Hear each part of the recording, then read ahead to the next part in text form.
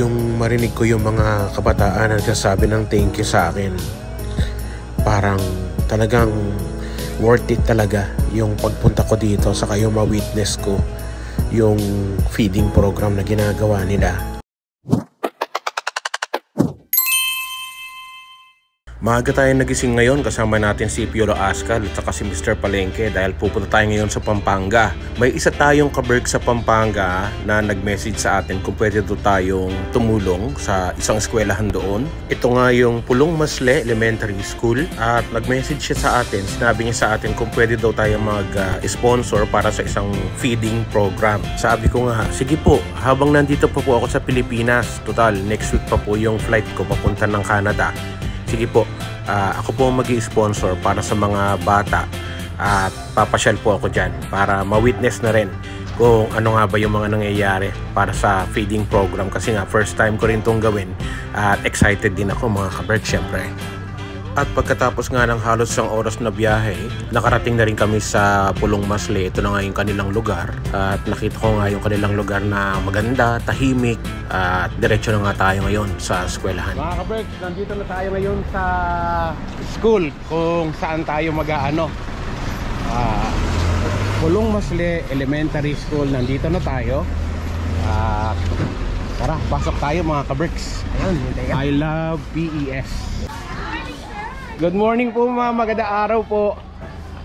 Kumusta po? Kumusta po? Hello po, magandang umaga. Nakarating din kayo sa ano, PES. Good morning po ma'am, good morning. Good morning. Ito po yung para sa mga bata. Yes po, yes. Wow.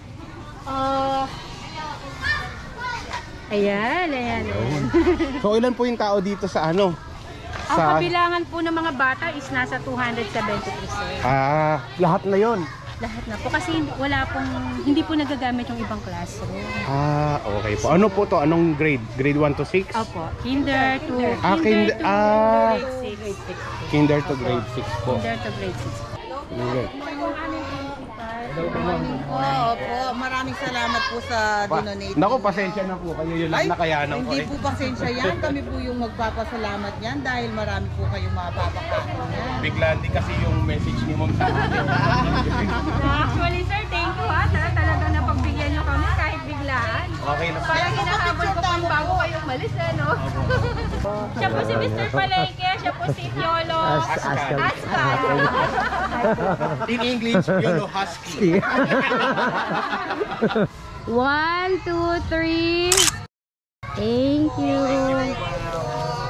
Thank you po sa inyo. Kayo po yung principal. So ito pong program na to is ano to, every month ba to o Depende po dun sa mga nag-sponsor sir. Kung magdo-donate po sila, minsan every month, ganyan po. Last month din po meron po kami na nag-sponsor tulad po ninyo. Meron din po silang dalang ganyan. Salamat po ma'am. Thank you po sa inyo. God bless po. Thank you ma'am. So daming pagkain ito para sa mga kabataan dito mga kabergs. So, wow. Enough na po ito para sa buong estudyante. Opo. Enough na po yan. Ayun.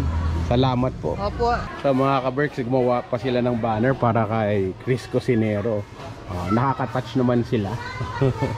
Pulong Masle Elementary School. Alam niyo mga kabergs, si Chris Cusinero, hindi rin ako mayaman eh. Ako kagaya din ng ibang mga Pilipino na minsan kinakapos din ako sa pagbabudget. Minsan kulang din yung mga yung mga sinasahod natin, pambayad natin ng mga bills. Pero hanggat makakatulong tayo, kung may paraan, kung may natirang konti, isi-share natin sa iba. Sabi ko nga, kung malaki lang talaga yung kinikita ko sa pagbablog ko, hindi lang yan yung may share ko sa mga kabataan dito eh. Siyempre, meron pa mga kaibigan tayo na meron pa tayong mga kabergs na nagbe-message sa atin para sa mga books, pero wala talaga tayong magawa at hindi natin kaya talaga, hindi natin ma-afford. Sabi ko, yung mga kaya ko lang ibigay, yun lang talaga ang kaya kong gawin at yun lang ma-share ko.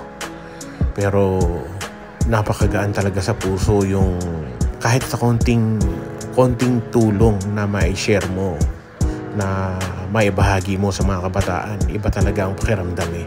Iba talaga yung saya yung ngiti ko talaga hanggang langit talaga dahil nakatulong ako. Say thank you. Okay. Thank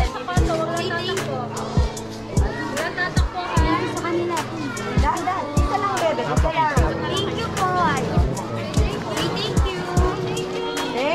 Thank you po.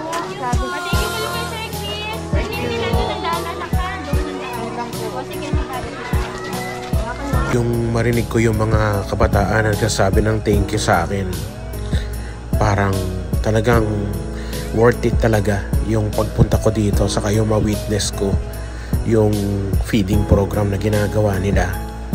Sana tulungan nyo rin sila mga ka-Berks. Nandito lang sila, pwede nyo sila makontak. At napakagaan sa pakiramdam yung matulungan natin yung mga alam natin na kailangan yung tulong natin na hindi sila nagsasalita. Nung bata ako, nung elementary ako, na-experience ko rin na magbaon ng sardinas, magbaon ng isang pirasong itlog papunta sa school. Hindi ko na-experience na kumain ng mga libreng sopas, libreng mami, libreng champurado. Hindi ko na-experience yan. Sana sa pamamagitan ng video na to, sana dun sa iba na nakakaluwag-luwag, sana makatulong tayo sa mga kabataan nasa loob o nasa labas man ng eskwelahan. Sa pagkakataong ito, nagpapasalamat ako dun sa mga tao na nakasuporta kay Chris Cusinero, sa lahat ng mga ka-Berks natin dyan sa buong mundo. Alam ko kung sino kayong lahat. Maraming salamat. Basher ka man o follower ka, isa ka pa rin nagko-contribute para makatulong sa mga na-share nating blessings sa mga kabataan, sa mga matatanda na nakikita natin sa kalsada, sa mga taong may kapansanan na nangangailangan ng tulong natin. Maraming salamat po sa suporta nyo at sa pagmamahal nyo kay Chris Cusinero. Salamat po, Chris Cusinero at iba pa. Thank you. Thank you po. Ano man ang hamon ng buhay, palagi ka lang sumabay. Piliin mo laging sumaya, kay Chris Cusinero panalo ka. Di lang pagluto at sa kusina, sa adventure ay kasama. Sa lugar na kakaiba, halika na, kay Chris Cusinero na. Halika na't sumama ka at manood, mga matay mamamanghad.